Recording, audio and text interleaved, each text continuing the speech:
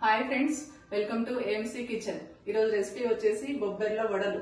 ఈ బొబ్బర్ల వడలు కనీసం 4 నుంచి 5 అవర్స్ వరకు నానబెట్టుకోవాలి. 2-3 టైమ్స్ వాష్ చేసుకోవాలి. వాష్ చేసి పెట్టుకున్నాను. ఇప్పుడు ఇది మనం మిక్సీ జార్లో వేసుకోవాలి. అరంగుళం పాటు అల్లం ముక్క, పచ్చిమిర్చి మన కారం టేస్ట్ తగ్గట్టుగా, బొబ్బర్లు వేసుకొని బరకగా మిక్సీ పట్టుకోవాలి. మిక్సీ పట్టాను, కంప్లీట్ అయింది. ఇందులో కొంచెం కరివేపాకు కూడా వేసుకోవచ్చు మన టేస్ట్ తగ్గట్టుగా.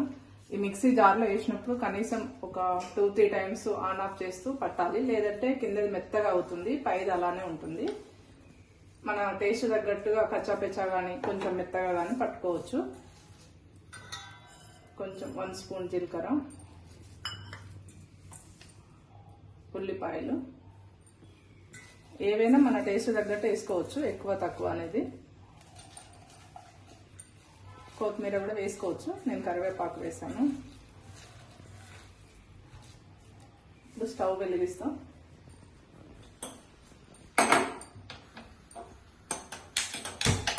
ఇది 24 సైజ్ ఇరేషా వోక్ అంటాం. ఇది గిన్నె ఫ్రీ హీట్ అవుతుంది.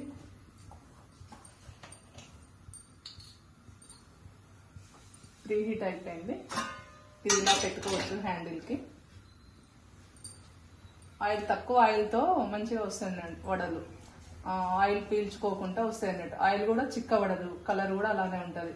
మామూలు పాత్రలో మామూలు కళాయిలో చేసినప్పుడు మనము ఆయిల్ చిక్కబడుతుంది, ఆయిల్ కూడా వడ అనేది లాగేస్తుంది. ఇప్పుడు ఇందులో నేను తయారైనాక చూద్దాం. ఆయిల్ అయితే లాగదు వడ. ఆయిల్ హీట్ అయిందో లేదో చెక్ చేద్దామండి. ఆయిల్ కరెక్ట్గా హీట్ అయిపోయింది. ఇది ఎందుకు అంటే క్లాత్ పైన వేస్తే వడ షేప్ బాగా వస్తుంది. చేతి పైన కూడా చేయొచ్చు, ఫిల్టర్ పైన కూడా చేయొచ్చు. మన ఇష్టం, మనకు ఎలా కంఫర్ట్ ఉంటే అలా చేసుకోవచ్చు. ఈ ఏఎంసీ పాత్రలో కుకింగ్ చేసేటప్పుడు మనకు చిమ్మి కూడా వేయాల్సిన అవసరం లేదు. మామూలుగా అయితే ఇట్లా సెగలు వస్తుంది. ఇప్పుడు ఇక్కడ సెగలే రావట్లేదు, చూడండి.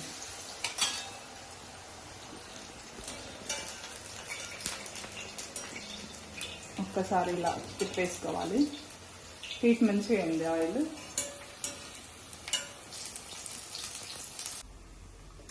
ఇది వడలు మంచిగా వేగినాయండి. ఇప్పుడు స్టవ్ ఆఫ్ చేసుకుంటున్నాను. మనకు ఆయిల్ అనేది కలర్ చేంజ్ కావాలి అనుకున్నాం కదా, ఇప్పుడు ఒకసారి ఫైనల్గా చూద్దాం. ఇలా వచ్చేసాయి. ఆయిల్ వడ తీసుకోవాలని చెప్పాను కదా, ఇప్పుడు ఒకసారి చూద్దాము. కలర్ కూడా ఎక్కడ చేంజ్ కావాలి. మనం ఏ కలర్ వేసామో అదే. ఇది అంటే ఇంకా వడది వచ్చేసింది. వడల్లో కూడా మనం ఎక్కడ వాటర్ యాడ్ చేసుకోవద్దండి. ఇప్పుడు ఇది టిష్ ఉంది, ఇక్కడ చూపిస్తాం. ఇదిగో ఆయిల్ అనేది ప్రెస్ చేసినా కానీ రావట్లే, అంటే ఆయిల్ వదిలేసి ఇది వస్తుంది అన్నట్టు.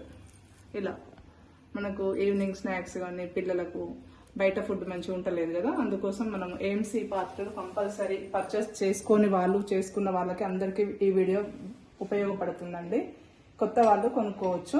ఎందుకంటే మనకు ఆయిల్ అనేది ఆరోగ్యానికి హానికరం కాబట్టి, తక్కువ ఆయిల్తో మనం మంచిగా కుక్వేర్ని ఎంజాయ్ చేస్తూ కొంత పిల్లలకు హ్యాపీగా ఉండొచ్చు.